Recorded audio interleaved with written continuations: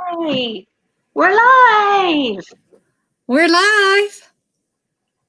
Is anybody there? Okay, it says go live. I am checking on YouTube as well, and I don't see it. I don't either. It says waiting for I Run Things. I am I Run Things. Yeah. Why is it not going? Oh, wait, it just said I Run Things went live. Okay. I think it has a little bit of like, maybe like a 10-second or 30. Oh, cool. We're on. Found it. We are on. Yes, there's a little bit of delay on the signal. Very nice. Who do we have here? Hey, Matt here. Very nice. Hi, Matt. Let's put this on. This is the cool thing of StreamYard. Yeah. That you can put. Are you able to do it too, Heather?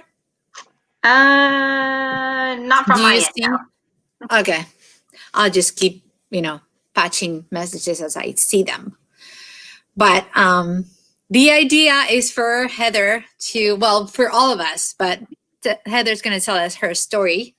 And we want to chat about those things that runners usually don't talk about with other people who are not runners. So we want to talk about things that go wrong. For example, having to go to a porta potty or chafing really badly or losing a toenail or falling, stuff like that. So, and my first attempt at a marathon was just kind of a sampler of everything that could possibly go wrong. And it's funny, I laughed about it then, and I can still look back and laugh even harder about it now because I'm like, man, there was so much I didn't know. I can't believe I didn't know that. So, what was your first marathon? My first marathon was the Walt Disney Marathon in 2016. So you decided to go big? Yeah. Because I can't imagine, maybe New York City or Chicago, one of those, but Walt Disney is a whole. Tons of people running. Well, yeah. I have family that are career Disney, and so it's cool because I can pretty much go whenever and stay with them. And so I figured, well, this would be a good opportunity to go visit, and then I can attempt a marathon while I'm there. Even then, I doubted my ability to actually make it to the finish line. So, because I was still a relatively new runner at that point. Just kind of to give some context, I had started running in spring of 2015. And at that point, I was a depressed mess. I had put on a ton of weight after pregnancy and just could not get it off. I'm only 5'3", and I was inching up towards 200 pounds. So, I just wasn't healthy. And my sister talked me into running a 5K because I'd always talked about running a 5K that was here in town. I didn't even know how long a 5K was. At that time, there weren't a whole lot of couch to 5K apps, so I was trying to do the best I could and trying to figure it all out. But I managed to do a virtual 5K for my first one. Ran a glow run in Little Rock for my first in-person 5K, and kind of stepped up to a 10K that fall and a half marathon that fall, which in itself was another interesting experience. I hadn't researched the elevation, and in Arkansas, there's a lot of hills. Oh, wow. I didn't know that about Arkansas. Yeah, they're not like huge hills, but it's enough to be annoying. So, it was just up and down for the entire 13 miles, and it was raining, and I had never seen rain before. So that was a huge. I was never happier to see a finish line than I was that day. Like, I crossed the finish line and started crying because I was laughing so hard because I was so glad for it to be over. And at the same course, they were also running a marathon. It was the only time that they combined a marathon and half marathon for that particular race. And they were finishing the marathon by the time I finished the half marathon. So I was not going fast at all. So that was kind of a big deal though, because I knew I had signed up for the Disney World Marathon because when I first signed up, it gave me nearly a year to train, and I figured there would be some way for me to figure out over the course of a year how to get through a marathon. But I didn't take into account the fact that, one, I am not an athletic person at all. I hear so many stories of people that are like, oh, well, I started running because I ran in high school. That was not me at all. I come from a more artistic family. We're singers and painters and musicians, and that's what we do. Spend a lot of time inside and not necessarily running. I was the kid in PE class that hated having to run the mile. I could get through it. I could get through the mile. I just didn't like it. So definitely not athletic. So I was coming from no athletic base whatsoever. And the fact that at the time, my oldest child was a toddler. And so I was working full time as well. And so, those three things together kind of work against you when you're trying to run your first marathon. Yeah. So I was kind of coming from a little bit of a disadvantage. But I managed to drag myself through a 10K. I dragged myself through a half marathon. And by the time I got to the end of the year, I think the longest run that I was able to get through was about 16 miles. And, they say it's okay for you to go into a marathon undertrained. I just don't think they meant that undertrained.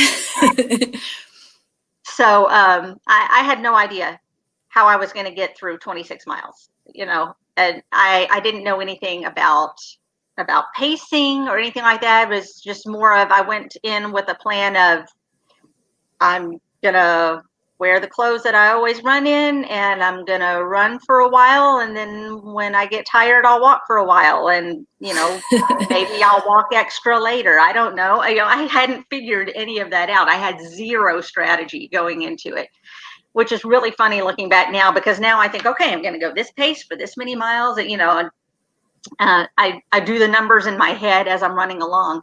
So going in with no game plan was definitely mistake number one, and I know that now. So then another thing I had working against me was that in Florida, and I've been to Disney World for marathon weekend. Usually that's the only time I've attempted the marathon there. The rest of the time it's been the half marathon, and which has kind of become my favorite distance, really. And there have been times when I've been there and it's really warm and humid in January, and then there's times when it is barely above freezing when I'm at the starting line. So you never really know what you're going to get when you get there. And that particular year was very humid. It was warm and it was very humid. Not so much like last year. I know last year it was warm enough that they ended up having to cut the course. Right. They didn't get to that point that year, but my sister, who works for Disney, she did a lot of. Oh, hey, So, Matt. Yeah. It's 2016. Yeah, 2016. Are you hearing a little bit of? I don't know if it's my phone or your phone, but I think there's a little bit of. Yeah, I've got mine turned off. I don't know if I have something. Maybe okay. I don't hear it now. Okay, let's keep going. But that particular year, it was really muggy. My sister, who was working guest relations at the time, she was speaking to some of the elite runners that were in the first corral, and one of them told her that he was close to 20 minutes behind his usual pacing. So he was 20 minutes behind his usual finish time. So even the elites were struggling that year. And Yeah, run it in the 20s and the 80s. Yeah, exactly. You don't know what you're gonna get. That's southern weather for you. If you don't like it, it'll change in 10 minutes. So um, so then so I'm going in underprepared. My longest run was 16 miles. No strategy. It's really humid out, and there was still a lot I didn't know about myself as a runner that I learned pretty quickly that day. I just kind of started. I was in one of the back corrals, and by the time they let you out they have I think the corrals that year went from A to N, and by the time my corral got up to the front, the corral A was coming back in. So it takes a long time for them to get everybody through. And they're trying to get everybody through as efficiently as they can because you have to run through the parks. And they're trying to get runners in and out of the parks so that they can open those areas up to the public. And they also have highways that we're running on, and they want to keep those highways open and let their volunteers go and let the police go. So they're trying to shuffle us through as fast as they can. That's why they have a hard time limit of 16 minutes per mile. And if you've ever heard people talking about Disney races, they have you may have heard them mention the balloon ladies. Mm-hmm. I have. And they are the last people to cross the line. After all the other runners go, the balloon ladies cross the start line, and they maintain a perfect 16-minute mile. And so you'll be lined up at the porta potties, and you'll hear someone go, "Balloon ladies are coming," and everybody scatters because if they pass you, that's it. You're going to get picked up pretty soon. So I was, I think, the corral right ahead of the balloon ladies. So I was pretty far back. But I was trying to take things pretty slow. At that time, I think I was averaging around maybe a 14-minute mile on a good day. I still had not figured out speed drills or anything like that. It was more of just like get from point A to point B by any means necessary. And so I didn't really know much about fueling and rehydrating. A lot of that I was just kind of going by, well, this gel worked for me before, I'm going to bring this with me. And but hadn't tested it in a really, really long run. And so I went into, and I had barely slept the night before too, because another thing that you'll hear people say about Disney is that everything's magical except the starting time. You have to be at your corral usually between 3 or 4 o'clock so that they can get things started around 5:30, 6. So they start you really, really early. Well, I set off and tried to keep to a comfortable jog. The first area that you get through is Magic Kingdom.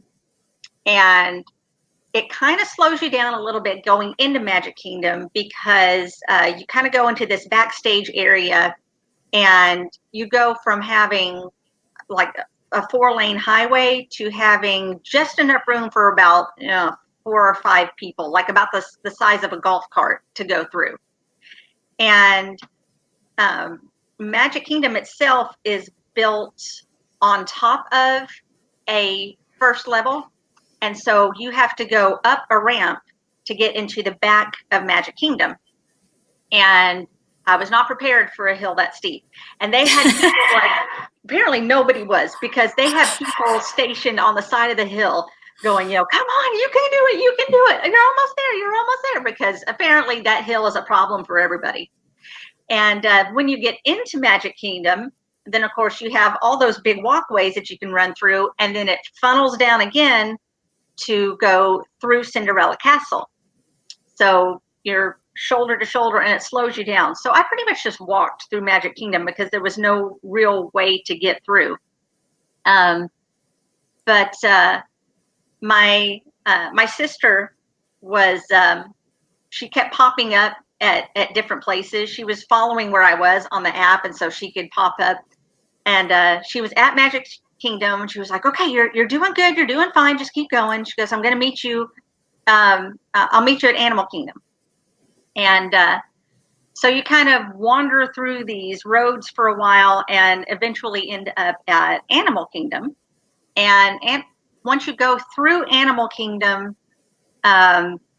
then you're pretty much at the halfway point. And which is where I saw one of my favorite signs that someone was holding by the side of the road. There was a girl holding a sign that said, it was like at mile 9.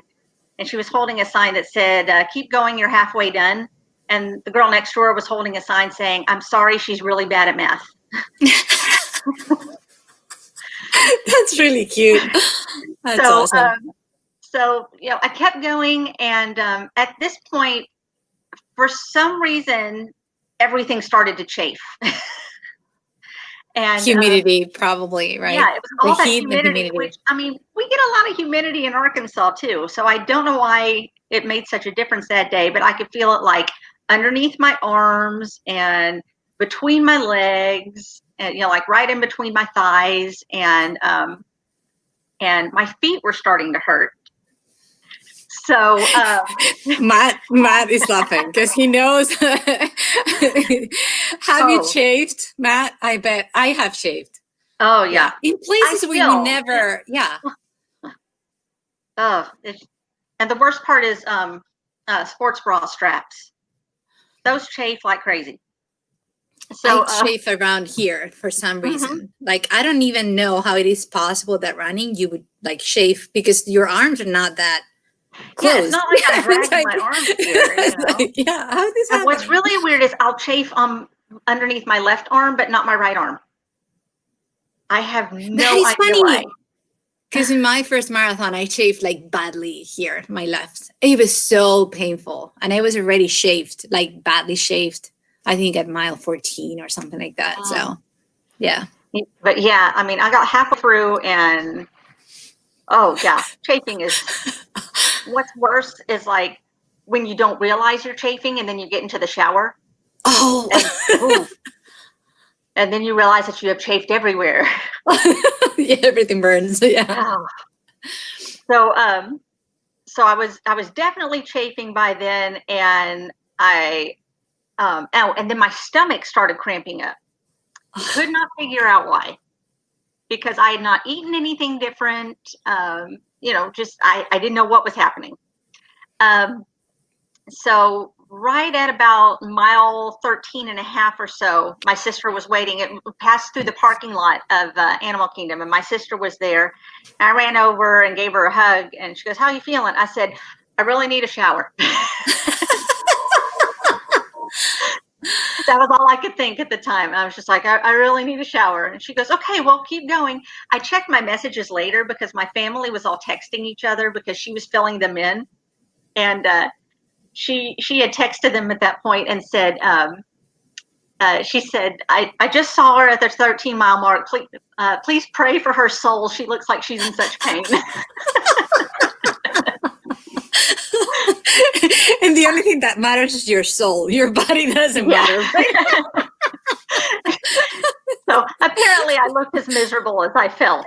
And but I kept going. And of course, I'm looking at my Fitbit, and I noticed that those miles are coming slower and slower. And thankfully, Disney gives you a lot to look at while you're running. So there's lots of characters. I didn't do any character stops or anything, but lots of characters that you can look at and wave at as you run past. I'm like, oh, I haven't seen that character before. That's cool. So there was that, and had a pretty good playlist going in my headphones, so that helped. But I was definitely slowing down, and I realize now that a lot of that was due to the fact that I was only drinking water at the aid stations. I know now that I am a very salty sweater, and I really needed to be replenishing electrolytes, but I didn't realize that then. And so my body was yelling at me, trying to tell me, okay, you can't do this anymore. You need to fix this. And I was just like, no, I can keep pushing through. I can do this. I can do this.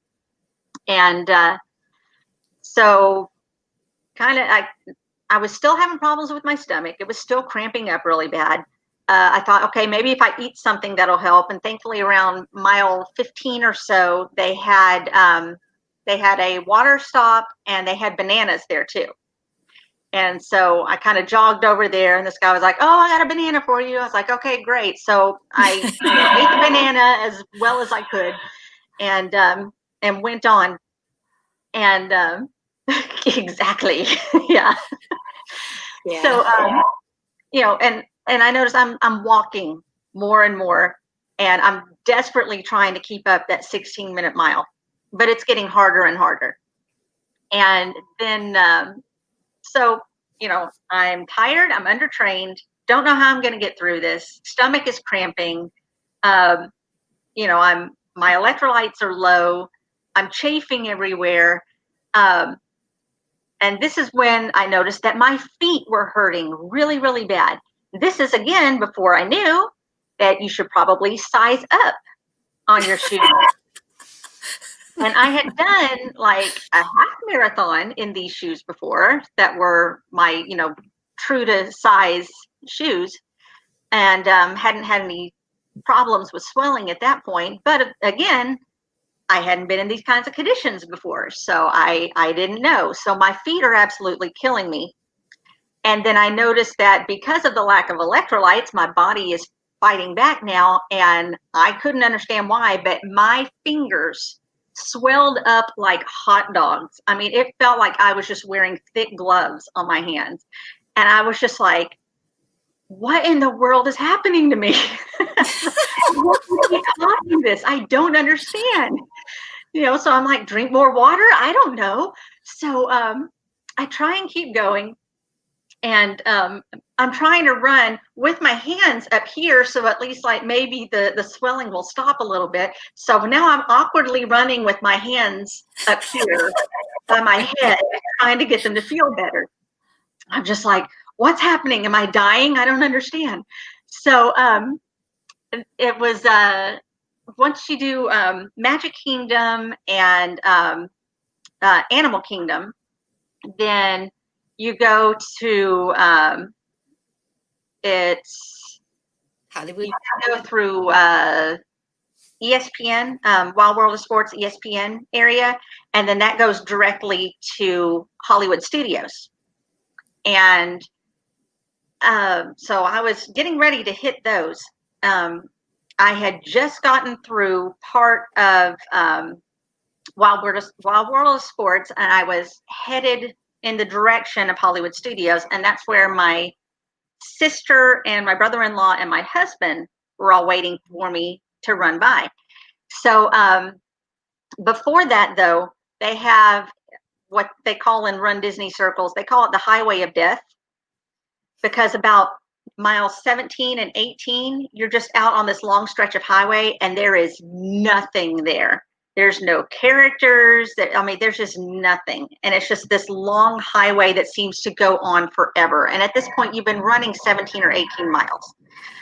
So you're feeling like death anyway. and then you're stuck with this long stretch of nothing. And you just feel like you're never going to get to civilization again. So, I'm just like, okay. And at one point, I think I stopped on an overpass so I could stretch my legs, because my legs were starting to cramp up now too. And apparently I looked miserable enough that there was a police officer that was volunteering nearby, and he kind of jogs over and goes, "Are you okay?" I was like, "Yeah, I'm fine. Just stopping for a minute. I'm fine." He's like, "Okay, let us know if you need anything." So I go back on my way. At this point, I'm only walking. I cannot jog to save my life at this point. If they set a cougar after me, I would just be like, you know what? Just maul me. I don't care. I can't run. So I managed to drag myself to through half of ESPN, and I'm headed towards Hollywood Studios. And I noticed that I'm going slower, but it's weird because in my head, I was going a whole lot faster than I thought I was, but my body disagreed. And pretty soon I'm just like, why am I going so slow when in my head I'm going really fast? And then I'm like, wait a second, I'm not even moving anymore. And then things started getting real sparkly. And then next thing I know, I was sitting on the grass and I was just like, I can't move. I don't know. So I had made it just past mile 20. And I was like, I can't move anymore. I can't do it. And a girl on a bicycle comes over and she hands me a bottle of water and she was like, you need to stay where you are. I said, oh, okay. I'm like kind of dizzy and just like, oh, what? Okay, fine. And she said, I'm going to have a golf cart over here in just a second. I'm going to put you in the back of it. And I said, okay. So, and that was when I saw the balloon ladies go walking right past me. And I was like, oh, okay. Well, and the golf cart came and drove me about 100 feet or so to the nearest med tent. And they looked me over and the woman there, she was like, you're not running anymore today. She's like, she goes, I cannot send you back out there. She goes, I know you want to, but she goes, I can't do it. And I was like, okay. So they helped me they have buses that as they sweep people and pick them up, they drive them back to the start and finish area. And so I texted my sister because she was texting frantically going, we saw the balloon ladies. Where are you? Where are you? And I was like, yeah, I was like, I'm out, guys. I'm sorry. And so they got me on the bus, and there was, at that point, it was a bus full of people that they were driving to the start and finish. And we got there, and they made us walk across the rubber timing mat so that our chips would officially stop timing, and they would know that we weren't still out on the course lost somewhere. But they had a bunch of cast members out there applauding us going, you almost made it, man. You did a great job. And was I disappointed? Yeah, I was disappointed. And, I was just like, I was so close. I was like 6 more miles and I would have had it. I was like, just another 10K and it would have been done. But those are harder. Yeah, it's just kind of, but at the same time, I was like, well, I wasn't all that prepared to begin with. So the fact that I made it 20 miles was a big deal. Again, with no real athletic base or anything, I made it 20 miles. And, so there's always that. And that's something that I can build on. So, they gave us our medals and gave us our snap boxes and took us over to the staging area at the end, so we could all stretch and rest and everything. And so my sister's like, okay, we're driving over to the Epcot parking lot and we're going to come pick you up. And yeah, it wasn't the limit I was hoping for, but it is what it is. But yeah, I finally managed to peel myself up off the pavement. And we had those little thermal blankets that they give you at the finish line. I've got my medal and everything. And the walk that women do when they're 9 months pregnant, where like, you're just barely waddling because like your knees hurt, your hips hurt. I was walking like that for the next day or so. And I was just like, nobody touch me, everything hurts. So, but I managed to waddle my way to the car. And so, of course, first thing I was like, okay, I got to have a shower. I cannot wear these clothes anymore. I got to have a shower. So, get out of the shower. My sister's knocking on the door going, you should probably get something to eat. So we're going to go get something to eat. And I'm like, okay, I'll be right out. And so, waddle out of the bathroom. And for the whole rest of the day, anytime I sat down, somebody would have to help me get up because I could not move. I was just absolutely exhausted. But I, didn't really do a self-check of, how's this feeling? How's this feeling? It was more just, food and water and a shower. That was all I cared about. The next day, my sister was like, you know what? Why don't we go out and walk your last 6.2 miles? I said, yeah, okay, we can do that. So we went out and we walked around the parks and everything. And probably the worst part of that was that my son was 4 years old almost 4 years old at the time. He was about maybe 3.5. And he has this habit of stepping on my feet all the time because he doesn't look where he's going. And he's just like stomping on my feet as he runs around. I'm just like, you have got to stop that, please. And it wasn't until after we got back home that I took my shoes off and actually looked at my feet. I had blisters about that long on the sides of my feet and along the end of every single toe. And I had 6 loose toenails that all fell off in the next week. Holy smokes. Yeah. So I was a mess. So your shoes were definitely small, like they were not the right size. Yeah. So yeah, all learning experiences, definitely. Yeah. Hey, Chris. Hi, Chris. So yeah, my big takeaways from that were, obviously that, you can have the best intentions for finishing a race, but if you're just, if you don't have the athletic background behind that and you don't have the training for it, then, your heart can only get you so far, and then the rest of your body has to take over. Right. So you hit the wall. I mean, that's the pure definition of what you describe is just like not being able to even move forward, not even walk. Because I hit the wall in my first one, but I was able to shuffle. Like I was walking and then running, not running too far, like too fast. But I pretended I crossed the finish line running. I was just pretending. It was so slow. But yeah, it's an awful feeling. I was not trained enough for my first marathon. So Chris is actually running his first marathon. Hopefully, I don't know if Chris still on. If you're on, can you tell us if you're running London? Did they take you in? Did you get a spot? Did you make it? Yep. I know he applied for it.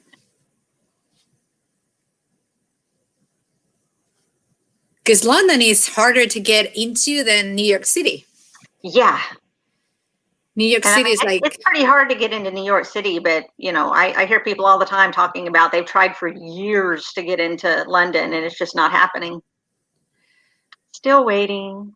Yeah, I think New York City is like 18% chance, and London is like 7% chance or something. It's like, yeah. I think Chicago's the easiest one to get into. Yeah. Berlin is relatively easy too. It's like a 60% chance or something. Yeah. And if I want to do Boston, I'm probably going to have to go through a charity because there is no way I'm going to qualify for Boston. I still want to qualify. I want to try to qualify. We'll see if it happens. If it doesn't happen, then yeah. I am getting closer to the 50, like when you change. Yeah. So it's like, if I age up, it might be a little easier. If I continue getting a little faster and then, hopefully. We'll see. So the worst thing that had happened to me in a marathon, I'm trying to think. Was it Marine Corps where they ran out of water? Marine Corps, they ran out of water in certain tables. So it was kind of random. So my friend, my best running friend, she had run it the year before. Mm-hmm. And she told me it's a good idea to run with a cap. You can squish it, but run with it because the year she ran it, they ran out of caps. They had water, but they didn't have caps. Oh. So she said, just when you pass that 13, like that halfway point, get a cap with you. So I was running with a cap.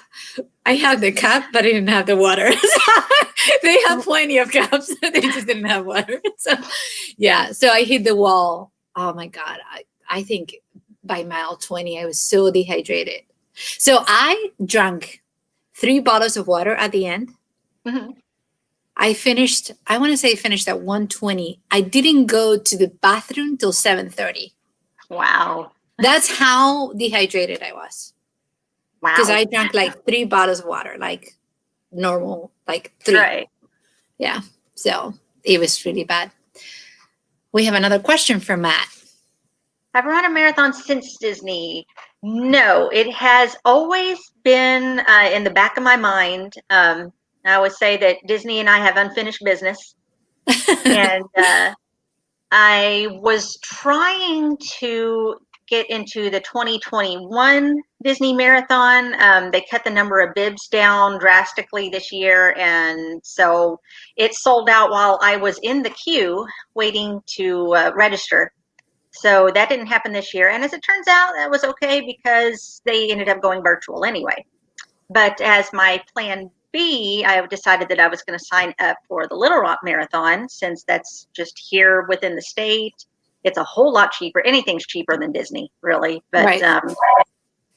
It's cheaper and, it's only an hour away from here. So it's not like huge travel plans. And, so that's the plan. It happens the weekend of my birthday in March of 2021. So that's my plan. We'll see if that happens. They have already promised us that should they have to cancel for any reason, that they are not going to go virtual, that they'll just bump everybody to 2022. Yeah. So, and speaking of carrying a cup, that is something that they just put a video up about the other day, that they are not going to have cups available for us at the aid stations. Everybody either has to like wear a hydration pack or bring a cup or carry a bottle. They said they will refill those for us, but they are not going to give us cups. So there's a lot of touching and right. Yeah, when I run my half marathon in October, beginning of October, they had water bottles at the beginning, so you could grab one and run with it, but they didn't have any stations. Actually, they had one midway through, but it was bottles as well. It was unmanned. It was just a table with the bottle, so you could actually. So I grabbed one midway through it, but I had my own just in case, because after Marine Corps, you think about the possible. I mean, not having water in your system is the worst thing that can happen to you in a race, because you cramp. I've had my fair share of cramping because of not having electrolytes. And so you start thinking, okay, what if there's not water? How am I going to be prepared? Or, Matt is typing something because he's saying, here's a gem. Yeah, who knows? It's good that you have something on your calendar. I don't know when I'm going to be able to run a marathon again. I really wanted to do Dopey at some point. So I know quite a few people that have done the Dopey. I'm just like, that's so expensive. It would be a thing that I would do for like a 50th birthday or something, like it's sort of like a celebration. And the 50th birthday is kind of a big thing. So yeah, it is expensive and you have to take a lot of time off. Right. I think that you're not with your family. So that's something that I would also, you have to think about, okay, you fly there, you have to fly one day before to get your bibs. You're not flying right on Sunday, you're flying maybe Monday. So it's a whole, week pretty much that you're not doing anything with your family, that you're on your own. So how bad do you want it? I want it badly, but it's like, Second, third, and fourth marathon get easier because that's a lot of. I know a lot of first timers don't really understand how long 26.2 is, and I think I had somewhat of an idea of what 26.2 miles would be. But it's like you don't really know until you attempt it. So, But now that I know, it's like, oh, okay, well, now I know how to pace myself. And yeah. And Matt's also saying, I haven't done the dopey because I don't want to wake up at 2:30 a.m. to run a 5K. Yeah. The 5K is at Disneyland Paris, they do the 5K in the evening at like 8 o'clock at night. And then if you're running the 10K the next morning, then you have to get up early. So you're finishing the 5K around, 9:30, and then you got to be back up at 7:30 if you're going to run the 10K. But it's probably not, I mean, a 5K is not, if you're going to do several races back to back, a 5K is really nothing. I mean, yeah, it's I don't want to sound obnoxious, but a 5K is not. I mean, they don't even time the 5K because they figure we're going to be done pretty quickly. So, yeah, a 5K is it's a really hard distance to race. Like if you choose to really race it, it's hard because you go all out and you have to continue going all out for 5 kilometers. I know people that are like, they're not satisfied unless they're running about a 15 to 18 minute 5K. I'm like, that's not me. I can't do that. I remember my first 5K that I ran. I checked, I think I did 33, 34 minutes. And I checked the time because I thought that was fantastic. So poor me didn't know that was not. But I checked I checked on my phone and it was like, this can't be true. There's someone who actually did this in 15 minutes. Yeah. And in my mind, it was like, that cannot be true. Like, it's not. I had to Google it. Why would they run that fast? Like, I actually went on Google and I said, okay, can you run a 5K? Google, is it possible to run that fast? Yeah. It's funny because the first race I did was a 10K. And there were definitely people there who finished in like 38, but it was a massive 10K. So I really didn't, I just did it for fun. So it's not like I was checking. But then after that 5K, I went by and I was like, so if someone runs a 5K in 15 minutes, how fast can you run a 10K? It was like mind blowing. Like, yeah, I never knew before that, Yeah, there are definitely some speedy runners that are here in town, and because I'll see them at a lot of they go to the more competitive races, and I'm always blown away by how fast they are, and I'm just like, I'm just running here doing my thing. It took me, I think, 4 years before I could get below 30 minutes on the 5K. So everything that I've done has been in little baby steps. Because again, I'm just not naturally athletic. I am not. I was, the kid that I was always the last one on. Well, in Europe, we don't do mile. We do the kilometer, which is even like, I was shorter distance. I was always the last one. Like, I remember doing the kilometer in like 10 minutes. I always had to walk. Like, I started running and I always had to walk. And of course, I hated it so much. It never crossed my mind that I could train to get faster. It's not, because I hated it. I had no interest in, That's really the only reason I ran the whole thing back in junior high. I just run the mile the full time because I just wanted it to be over with. I didn't even. I knew the sooner I finished, the sooner I could sit down and wait for everybody else to finish. Yeah. So for those watching, I see there's people now. Tell us what's the worst thing that happened to you in a marathon. Heather just went through chafing, hitting the wall, all the things that can go wrong. So, when I hit the wall, I hit the wall hard. You did it, yeah. Yeah. So, and Heather today, she's doing the Yeti challenge. So, yeah, I'm doing it through another mother runner. They've been having a series of races all this fall called the Love the Run You're With 2.0. They did one in the spring, and so this one's in the fall. That is true, Chris. Yeah. That's what that's what I tell people all the time. It's like, a mile is a mile no matter how fast or slow it is. We're all going the same distance. Yeah.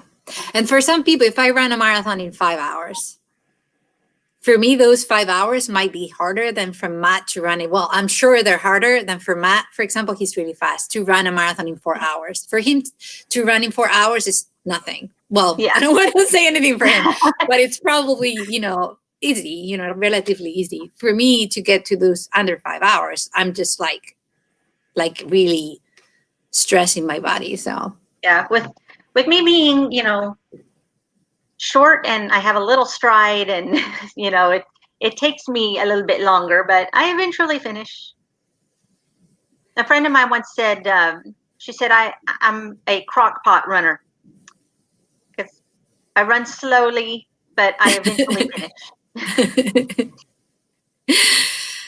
Yeah. So are you doing a turkey trot for Thanksgiving? I am. I registered for a virtual one because the one that we normally have here in town, they canceled for obvious reasons. I know a lot of us that usually show up to the races here in town are thinking about just meeting up downtown and running around anyway, wearing masks and everything. But I know that I'm definitely running the virtual one that I registered for.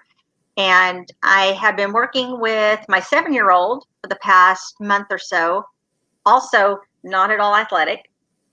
And he has been slowly building up to, I think the longest walk we've been on is almost 3 miles.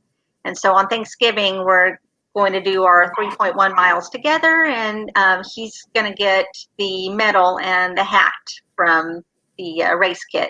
I'm going to keep the shirt because I couldn't get one in his size. Yeah, I'm actually running my first turkey trot on Thursday, and it's a 5K. So they have two. They really are dividing the runners. It's a cool system. So to have smaller fields of runners, they have two starts. They have a 7:30 start and a 9:30, which I signed up for the 9:30 because I have to drive there. I'm not local to the race. I have to drive like an hour. So. And then they have, this is the start, and they have people going this way and then people going this way. And then they loop around and loop back. So because of the start times and everything, they have it's groups of 50 people. So I'm really curious to see how it goes. Yeah, that's kind of what they're doing with the Little Rock Marathon is they're talking about only 50 people per corral. And so I'm interested to see how that's going to work out. They've been setting up a whole lot of guidelines, trying to be ready for March, but you have to wear a mask unless you are in motion. Only 50 people in each corral, and you have to stay socially distanced while you're standing in the corral. And like I said, fewer volunteers. They're not giving you cups of water, but they're refilling any container that you bring. You're not allowed to make any physical contact with any spectators. After you cross the finish line, then they funnel you into the convention center so that the athletes are separated from the spectators. And then if you want to meet up with someone, then you have to leave. There's temperature scans all the time. If you're in an official spectating section, then you have to be temperature scanned and wear a mask. So they're trying to do the best they can. So they're following all the guidelines. How many people run Little Rock Marathon? Normally, you get around 12,000. Wow. So I doubt there's going to be that many this year. But I do know registration's still open right now. So, and they've announced their theme. It's an Alice in Wonderland theme. They're calling it Runderland. That's cool. They haven't shown the medals yet. They always unveil the medals and they make a big deal out of that. And that's usually later in the year. But they were late in announcing the theme. So they're probably going to be late in announcing the medals too. So, hey, Ben. Yeah. Hi, Ben. Have you run a marathon, Ben? We're talking about things that went wrong in marathons. I don't know if you have run a marathon is the big kahuna.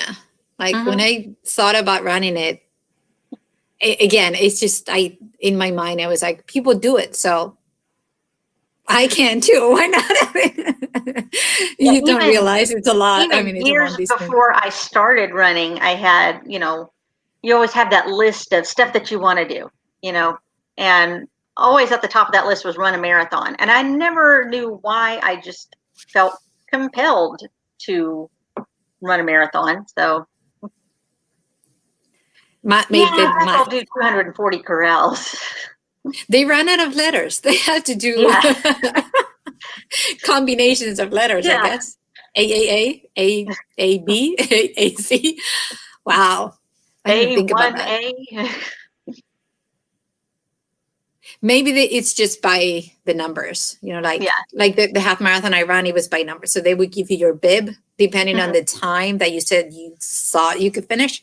Yeah. And then they just organized us by number. So. Yeah, and I didn't give them any kind of qualifying time. I'm like, just put me in a corral. I don't care where you put me. Like, I'm just happy to be there. I think it makes sense to have people go, because you don't want someone who's super fast to pass a lot of people, because then there's, obviously you get closer. So you kind of want people to run distance as well. And see, I've been in races where they haven't taken that into consideration before. There was a race that I went to in Little Rock, and it was oh, hi, Dan. Hi, Dan. It was a 5K and a 1 mile run walk. And they let the people who were going to be under 30 minutes go first. And so, I was like, okay, well, that's not me. So I can't sign up for that. Because at the time, I think I was still running like a 33-minute 5K. And I was like, okay, well, because if they're going to be touchy on that, then, I'm not going to sign up for that. And so I ended up starting with everybody else. And by everybody else, I mean everybody else. They did not separate anybody into corrals. It's just like, okay, everybody go to the starting line. And we're talking like a couple thousand people just all of a sudden crowding into the starting line, whether you were doing the 5K or the 1 mile. And normally, they'll ask like people with strollers to go to the back. They did not do that. So now once they set us loose to start running, now you're having to dodge around strollers and people who are walking, and I'm zigzagging trying to get through. There were people that since it was for charity, they had a whole bunch of tables set up for different people supporting the charity. I think maybe 10 feet past the starting line, they had a table set up with water bottles, and people were starting. I was like, you have walked 10 feet. You do not need water, okay? So yeah, that was kind of and then of course you have the people that are just trying to walk the 1 mile that are mixed in with all the 5K people until it turned so that they could go to their finish line. And I don't think it opened up until maybe about halfway through that 5K, and I was able to get through and start running the rest of the way. So it's like, I'm glad the money went to a good cause and everything, but I'm like, it's not a race that I would do again unless they kind of set some guidelines as to when they let people go through the starting line. Right. Well, so Marine Corps Marathon has the honor system. Mm-hmm. You sign up for it, and then the day of the race, they have these flags, and then you go. Mm-hmm. So I went to 4:45 because I thought that was going to be my finishing time, which wasn't. But there were definitely people who were much lower than me, because even I was at the 4:45, and there were people that dropped super quickly. So, yeah. So that's something that, for such a major race, not to do that, Yeah. It's just strange because it flows much better when they have people. You know, like you actually are with people who run kind of at the same speed. I mean, then you space yourself out, but not necessarily. I mean, a marathon is so long, anything can happen, but at least you start, the first, I don't know, 6 miles, you kind of, you know where you belong. Yeah. So Heather's doing the Yeti challenge today, guys. Yeah. In 5 minutes, are you going out to run, or are you jumping on the treadmill? I've got 1 more hour, and then I'm. Oh, you have 1 more hour. Run. Okay. Oh, right, because you were behind. Oh, okay. I was looking at the time, and I was like, okay, she needs to run in 5 minutes. Now, so you still have time. So, what are you doing with the? Hola, Jorge. What are you doing with the with food? How are you pacing your food with the runs? Because that was, to me, that was the hardest part. Timing the food in between. Mostly, after my midnight run, I was just more concerned with, I got to go back to sleep. And same deal with 4 o'clock. By the time I finished my 8 o'clock run, I was like, I need to eat. So ended up eating, couple of oat muffins, and I think I had a cup of coffee, and then I was like, okay, that's it for now. And so I'm just kind of keeping the meals kind of small, but trying to make sure I have enough protein and carbs. So right. Feeling so far, I think my brain is more tired than my body is at this point. Yeah, it's the worst part is we were talking about this before we came out live, but to me, the worst part is that you're not done. Like you do your 5K and then you're like, okay, what do I do now? I have a whopping 2.5 hours of freedom.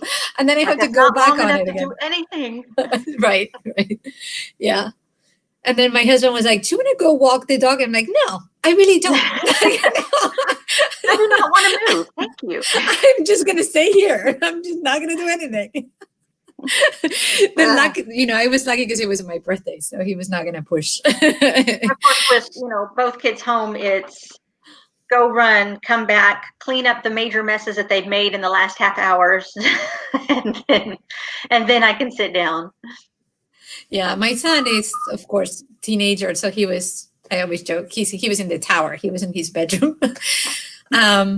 He actually didn't even know. Like the following day, I think at some point, my husband said, you know that your mom actually did a Yeti challenge yesterday? And he looks at me and he's like, what is that?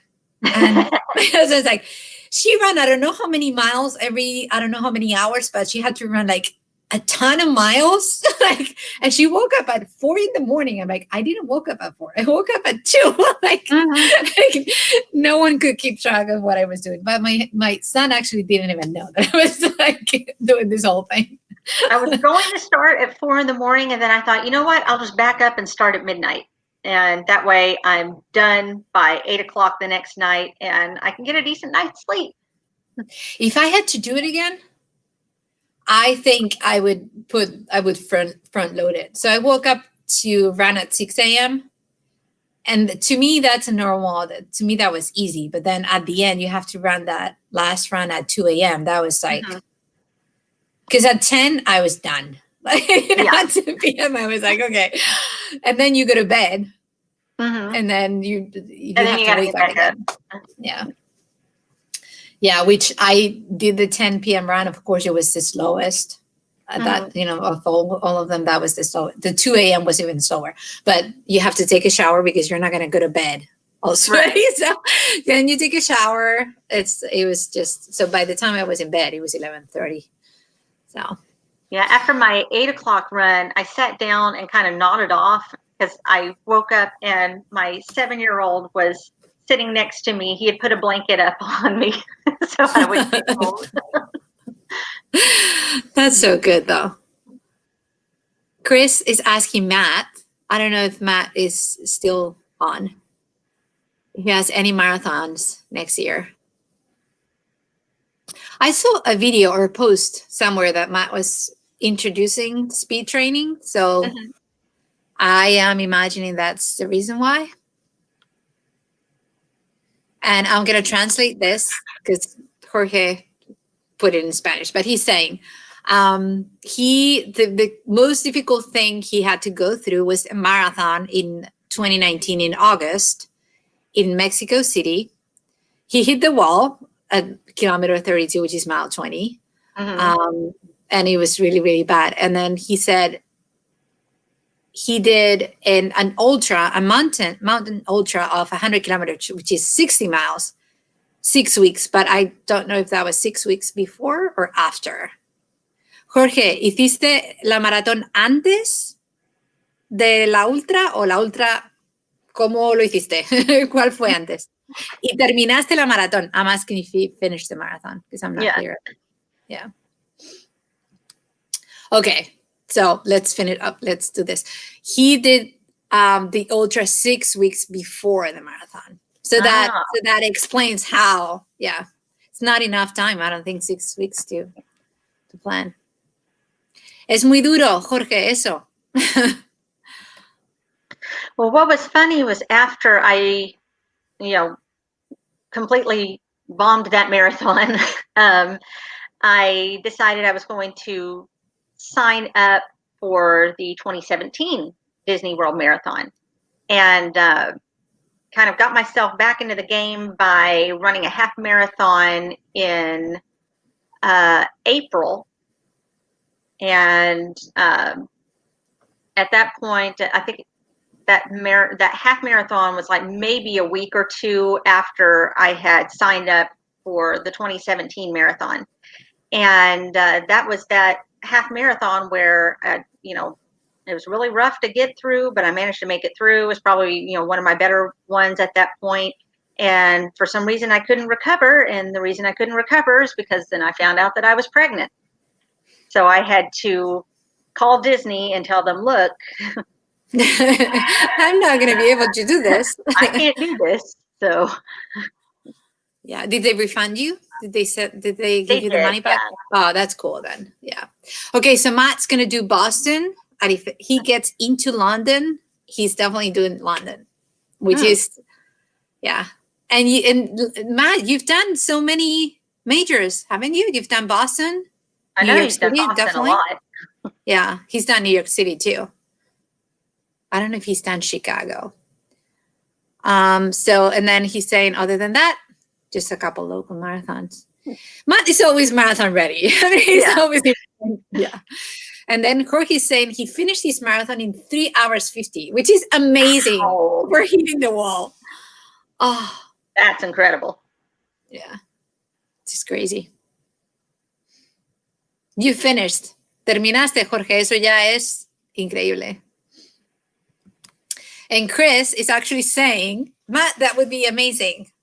It would be cool, guys, if you both could run London. That would be nice. And take videos of each other. Yeah, Matt's saying that he's run Boston, New York City, and Chicago. So you need Tokyo, London, and which one am I missing? Berlin.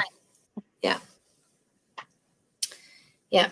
I definitely want to do the majors at some point. Me too. It's a lot of money, obviously. The only thing is that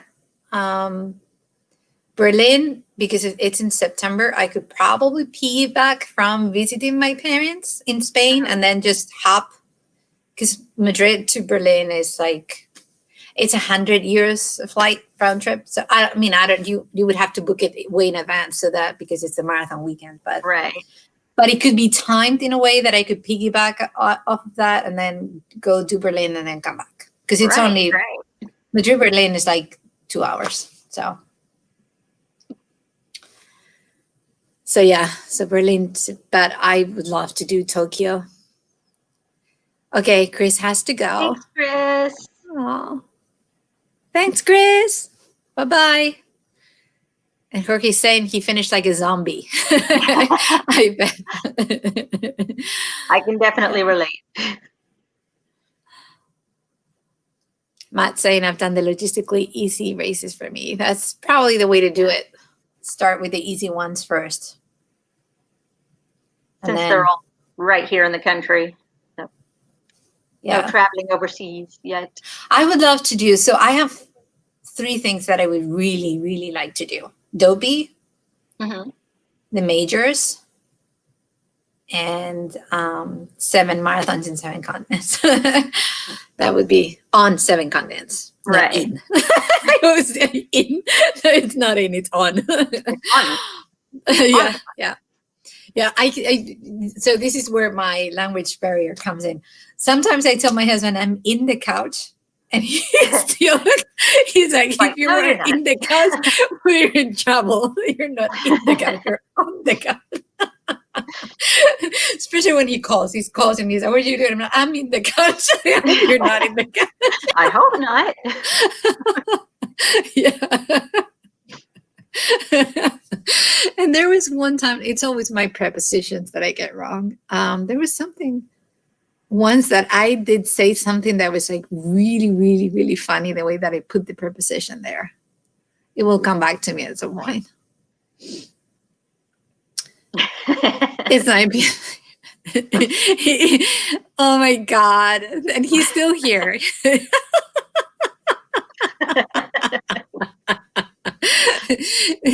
Yeah. Ben is a funny fella. Very cool, guys. So thank you so much, Heather, for sharing with us your experience. Thank you for having me.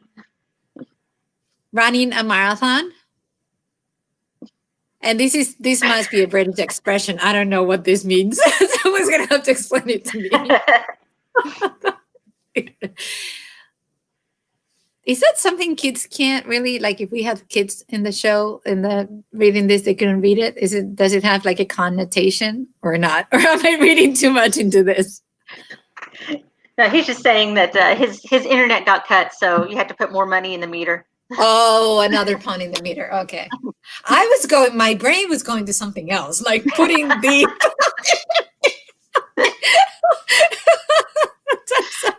I was like, my goodness. Maybe we can't really. Yeah. See, this is my, like, I never like, if someone was paying attention to Instagram today. So when I was 2 jobs ago for a company that I work with, we actually had to do a diploma for people on what they were the best at. Mm-hmm. And I was new, so I guess they couldn't find something that I was the best at. So they made a diploma, and they made the diploma for best pronunciation for winner, because I never say winner, I say. So they actually gave me a diploma for that. So I was like, I don't understand. Like, but when I was doing the Instagram today and I was announcing the winners I filmed the whole thing, and then I was like, I'm not going to film it again because. But now you're like, well, now I'm self-conscious about that word. I was like, I didn't say winner. Like, yeah. And I kept saying winner. Like, yeah, there were a lot of opportunities there to say, yeah. Oh, man. Oh, thanks, Matt. Yeah, thank you. You should interview Ben or Dan. Dan is coming because Dan and I don't think Dan is on right now, but we have something cool coming out. So we're working on it. We're just bouncing ideas back and forth. I messaged him yesterday at 2 a.m. So he answered me this morning. Yeah. Yeah. Very cool, guys. Get out of the gutter. I'm comfortable here. That's your fireplace. My fireplace has brick around. Right? Isn't it? Like my fireplace has not stone, it's like brick. Yeah. It is. This whole wall of my house is all stone. It's like in mine. Yeah, we have a whole wall. Yeah, it's like that. That's kind of, I wouldn't say it's super common, but you see houses with It was actually a selling point for us when we walked into the living room. We saw the wall with the brick. It was like, oh, this is really cool. Yeah, this house was built in the 70s, and apparently that was a thing then. I don't know when ours was built, actually. I would have to check. It's probably the 80s, if I had to guess. Oh, my God. Ben is just like...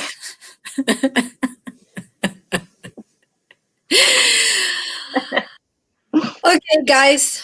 So I really would like for Heather to be able to chill out a little bit before she jumps on the treadmill or runs outside. Yeah, it's still light out, so I'll probably head outside. Yeah, it's these. I think these challenges are better when the days are longer, because then you get more opportunities to run outside. 2 more runs to go. You're almost there. Almost. And then you're gonna hit the bed. It'll probably be 10 o'clock tonight, and I'll be still lying there in bed going, why can't I sleep? I was so tired. Oh my God. It was, it's like running a marathon because of that interruption in it's not the mileage, right? Because it's only 18.6 miles, but because of how it's like, you have to stop and go and stop and go. Right. Your body. Is. Okay. Yeah. This is going downhill quickly. Look at the Okay, guys. So Matt was the winner. I'm just gonna say that. The winner. Yeah, he won something from his name was gotten out of a hat, and he won a book from my from my podcast. Yeah. But you need to send me your address. I don't know if you did already, but just if you want to send it by Instagram, you can do that too. But Denise needs your address. And if you want her to dedicate it to someone else who's not you, she wants to know that so that she can write she's going to put a nice dedication on the book. So, yay. Very nice, guys. Thanks, everybody, for coming and chatting with us. Bye, everybody. Bye. Good luck with the Yeti challenge, Heather. Thank you. You can do this. Bye. Bye. Bye.